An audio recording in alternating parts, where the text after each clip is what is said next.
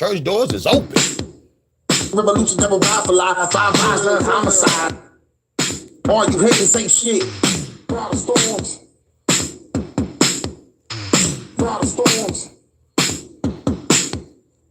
Brought storms. Brought storms. Brought storms. Brought storms.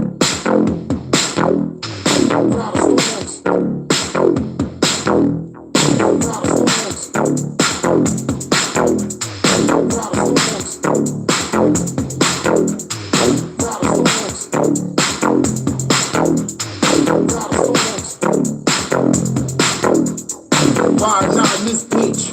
All you haters ain't shit. With fast lyrics, slow lyrics, these bullets don't miss. Don't worry about vibes, I worry about rhymes. So I gotta go around and tone it down. I think I'm losing my mind. Talking about the gold hand, say motherfucker 1,000 times. Wanna see me with 1,000 eyes, get prophesized. That I'm organizing revolution that will ride for life. 5 lives learn homicide. Everything I've been a Gotta go back. Let's go back. The church doors is open. Tell the person bring it back. Revolution never ride for life. 5 lives learn homicide. We gotta bring that shit back. All you haters ain't shit. Brought storms. This is how you start off This is how you start off the Sunday service. Waiting on my first lady to come on in. Church doors is open. Everybody come on in. The Hurykane tonight. Baptist Church. Something God is doing.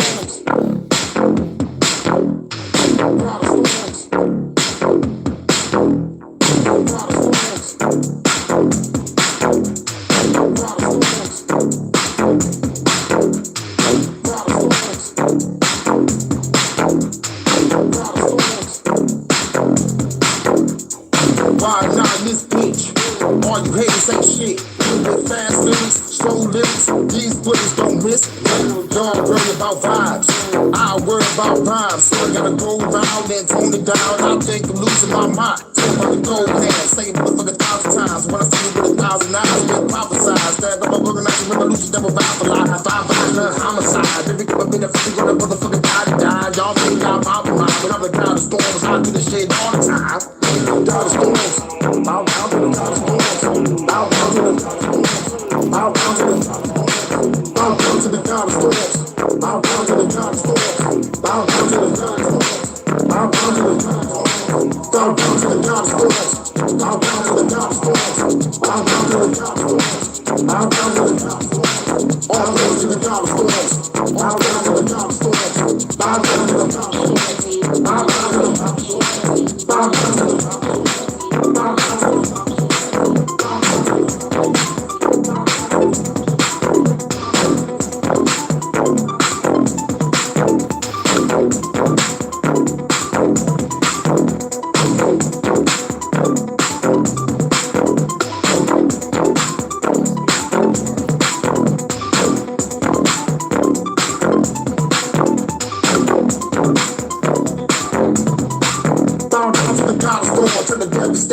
Trying to go fast, but broke the brakes. Going at a pace you would never trace. Head to the impact, you would never brace. Better maintain the pace, okay? The game, I'm like AK, but it's playing today. The revolution, everything is gonna pave the way. From a rubber stuff to escalate your face. Leave the day, entertain. You gotta get another man to manipulate. I'm pulling up like here to play. You walk the door, that's fair. Over this today. We'll do it to this way. But do it still. Grab your gun, I'm good for clear. All you haters, you better be there. Get prepared for the storm right here. Not a storms. Bow down to the bow down to the bow down to the bow down to the God of storms. Bow down to the God of storms. Bow down to the God of storms. Bow down to the bow down to the God of storms. Bow down to the bow down to the bow down to the all praise to the God of storms. Bow down to the bow down to the bow down to the